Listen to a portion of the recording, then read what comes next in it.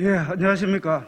국민의힘 예산결산특별위원회 위원들은 오늘 아침 금년도 제1회 추경예산안에 대해서 말씀을 드리도록 하겠습니다. 민주당과 정부는 코로나19 사태 이후 2020년 4차례, 지난해 2차례의 추경에 이어서 또다시 71년 만에 1월 추경안을 편성하였습니다. 매번 생색내기식 찔끔 추경으로 인해 소상공인 피해 보상은 제대로 이루어지지 않았고 또다시 소상공인 자영업자를 생존의 기로에 내몰고 있습니다. 코로나19 관련 7번째 추경인 근본 추경은 다음과 같은 문제점이 있습니다. 첫째, 정부가 제출한 추경 규모가 고작 14조 원에 불과하여 소상공인 지원에 턱없이 부족합니다. 이재명 후보는 추경 당정 협의 시에 어디에 있었으며 어떠한 노력을 하였기에 14조 원에 불과한지를 반드시 밝혀주시기 바랍니다. 이재명 후보의 민주당은 정부가 14조 원 규모의 찔끔 추경안을 내어놓고 나서 국민의힘이 32조 원 규모의 소상공인 추가 대책을 발표하자 대선 후보 긴급회동 운운하며 무임승차하려는 것은 소상공인 자영업자를 또다시 기만하는 것입니다. 둘째, 정부 여당은 근본 추경안이 초과 세수 기반이라 하여 마치 빚 없는 추경이라는 식으로 국민을 우롱하고 미래 세대의 부담을 전가하고 있습니다. 정부 여당이 주장하는 초과 세수 10조 원 중 국가재정법상 추경 재원으로 사용할 수 있는 규모는 2.9조 원에 불과합니다.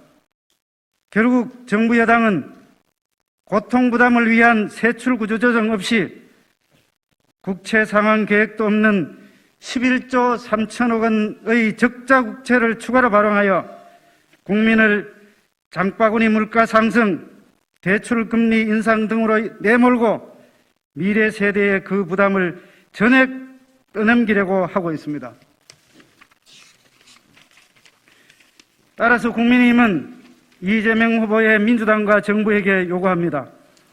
우선 국민의힘이 제시한 32조 원 규모의 소상공인 자영업자 추가 대책안이 정부 추경 편성안에 한 푼도 반영되지 못한 이유를 국민들에게 명백하게 밝혀주시기를 바랍니다. 또한 이재명 후보의 민주당과 정부는 소상공인 자영업자 지원에 대한 진정성을 보여주셔야 합니다. 소상공인에게만 사회적 거리두기를 강요하지 말고 정부도 재정적 거리두기를 통해서 고통 분담에 나서야 합니다.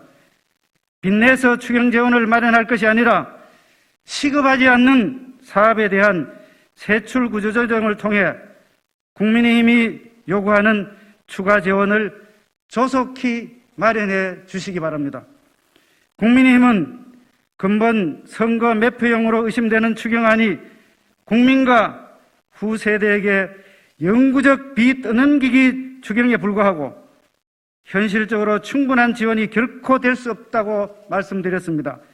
따라서 소상공인 코로나 극복 지원금 1,000만 원, 손실보상 100% 보장과 손실 하한액 100만 원 인상, 문화체육 관광업 등 사각지대 지원, 손실보상 소급 적용을 위한 예산 반영 등이 금년 근본 추경 심의 과정에서 추가될 수 있도록 저희 국민의힘은 최선을 다할 것을 밝힙니다. 2022년 12월 7일 국민의힘 예산결산특별위원회 일동은 이렇게 강력하게 요구합니다. 이상입니다. 감사합니다.